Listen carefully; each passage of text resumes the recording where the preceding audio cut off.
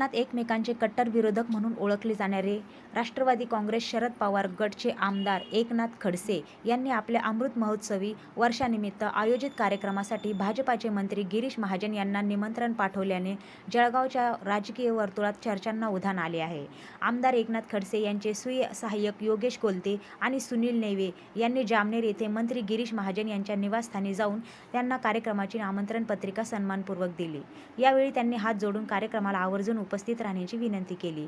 आमंत्रण स्वीकारताना मंत्री गिरीश महाजन यांनी पत्रिका शांतपणे उघडून पाहिली, तिची माहिती जाणून घेतली आणि कोणतीही ठोस प्रतिक्रिया न देता केवळ मान डोलावून प्रतिसाद दिला. मात्र यावेळी झालेल्या संवादाने राजकीय चर्चांना नवे वळण मिळाले.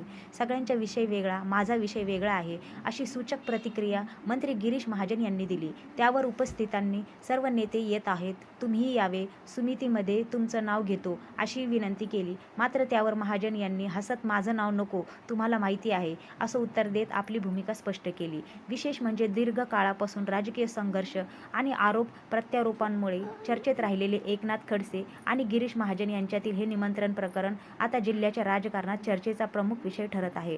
कार्यक्रमाला मंत्री गिरीश महाजन प्रत्यक्ष उपस्थित राहणार का, याकडे आता सर्वांचे लक्ष लागले आहे. राजकीय कटुता बाजूला ठेवत सामाजिक कार्यक्रमांसाठी दिलेले हे निमंत्रण आगामी काळातील राजकीय समीकरणाचे संकेत ठरणार का, याबाबतही विविध तर्कवितर्कांना उधाण आले आहे.